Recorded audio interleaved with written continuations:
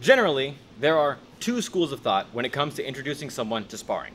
The first idea is the deep end, which is where you throw the student into the deep end and expect them to either sink or swim, or in this case, spar. On the other side, you have the introductory class version where you kind of guide them and slowly ease them into sparring. Now, me personally, I learned to swim via the deep end method, and turns out I'm not a very good swimmer.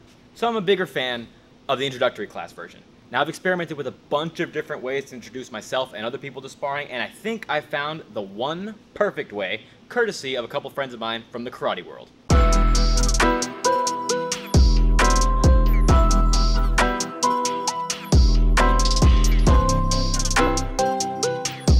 Credit where credit is due, I actually picked up this drill from Karate Unity and the Unsui Dojo Nues. Now, I'm sure I pronounced that horribly, but I'm not German, so whatever. Now, before we go too far into it, there are obviously some benefit to the deep end style of sparring. The problem is, if you're not naturally a person that wants to fight, you're going to develop some really bad habits.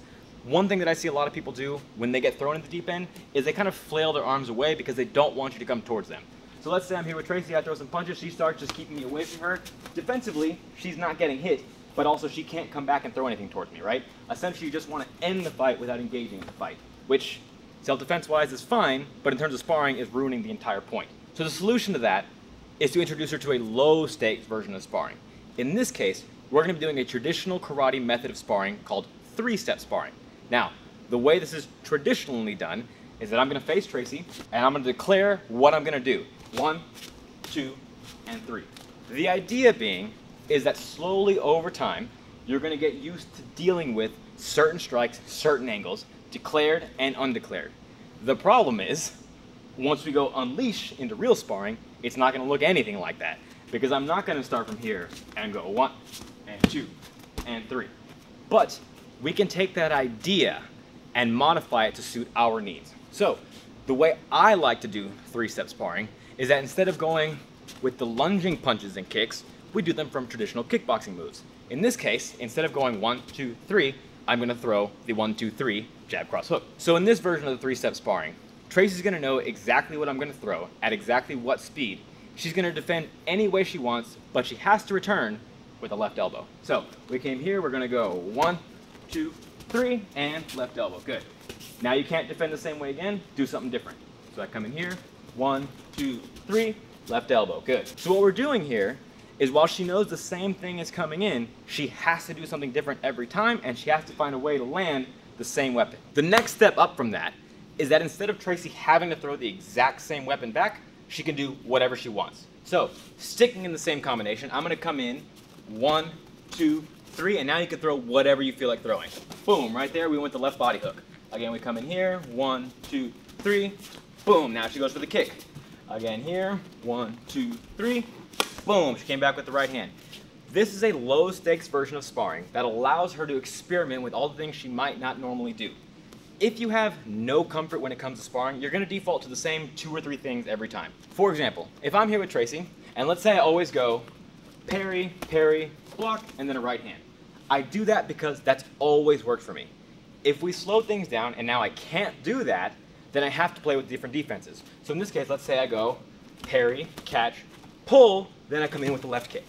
Or, let's say we come in here, slip, roll, then I come back with my own left hand. The only way I'm confident enough to try that is if we slow things down, and while she's throwing at me, she wants me to succeed. Now, there's a possibility, let's say we go here, that I go ahead slow, parry, get hit, and then she throws again, and then I block. In this case, I still do the drill, right? Because sometimes you get hit. I can't let that thing, go ahead, be the thing that stops me from doing the drill, because guess what? I'm not dead. I still have to do the drill. So, again, as long as we're at the same pace and we understand she's always going to go 1, oh no, I got hit, boom, doesn't matter, I'm still going to do something, then the drill is being accomplished. Don't stop just because you get it wrong. The only reason you should stop is if I guess your coach tells you to stop. So at its most basic version, Tracy knows I'm going to throw 3 strikes and she's going to respond with, in this case, the right elbow. So I come in, 1, 2, 3, she comes back, right elbow.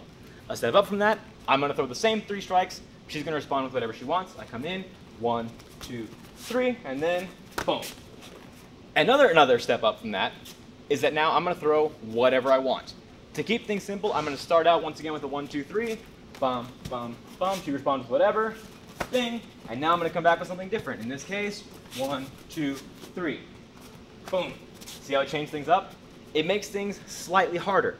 But the trick here is that I'm not trying to trick you. I have to keep the exact same speed. It doesn't do you any good if we start out right here, 1, 2, 3, and I build up your confidence here, but then the next time I come back and I go, wah, wah, wah. Because now we have the same problem as earlier where I'm overpowering her and I'm not letting her figure out what she wants to do.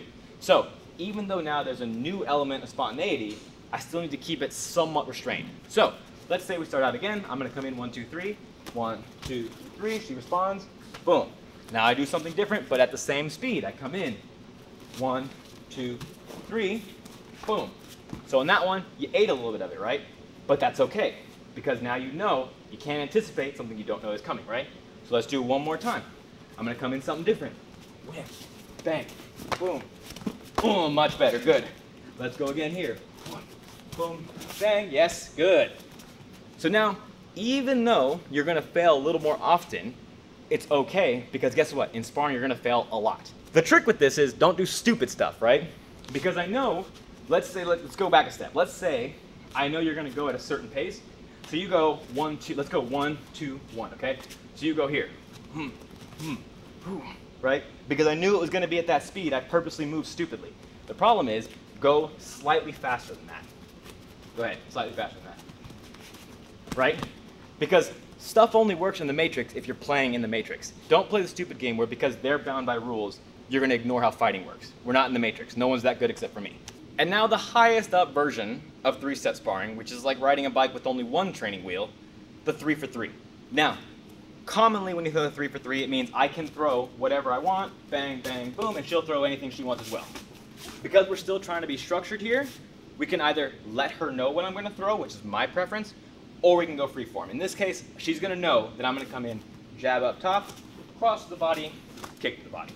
And then she's gonna respond with any 3 things she wants. Now, again, I can let her land those strikes, or if I wanna practice as well, I can also practice my defense. So, I come in here, I'm gonna go 1, 2, 3, and down she comes back, bump, 3 for 3.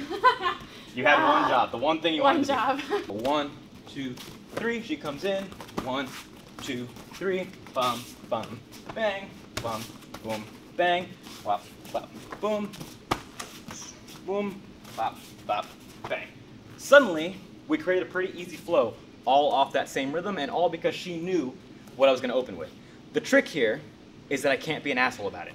I can't go here, this will flow again, same thing. I'm gonna go here, bum, bum, bang, here, boom, because now I ruined it, right? Now, you can incorporate fakes and feints as long as your partner knows that's what's gonna happen. But because we're talking about the general beginner, we're probably gonna leave that out for now. Because this is an introductory drill, we wanna leave it to full strikes, full kicks, full grabs. So far we've worked with, Tracy knows I'm gonna throw 3 strikes, boom, boom, boom. She's gonna respond with a scripted strike. In this case, let's say the left knee.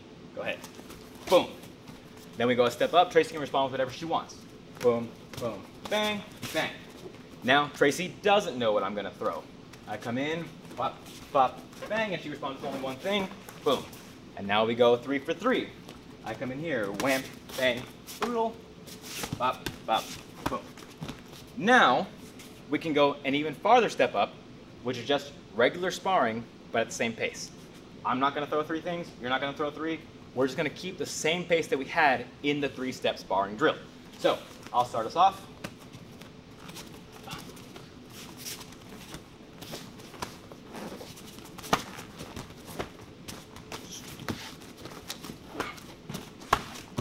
Boom. Nice. Good. Okay. I'm going to put Tracy on the spot. Give me a testimonial. How did that feel after everything we just did? It felt just like a hair ramped up, but still like safe. Yeah. That's the key here. That's the word I wanted you to use. Safe. Because if you've never sparred before, or you've never been comfortable with sparring before, I have to make you feel comfortable. I have to make you feel safe. But because we're not just talking about combat sports on this channel, we can also incorporate this drill into self-defense style training. So, let's say I'm here with Tracy, and instead of us being in a sparring scenario, I come in like I'm gonna grab her, maybe I'm grabbing her hair, grabbing her shirt, whatever. Now she's gonna do 3 things to get out of this grab. Go ahead.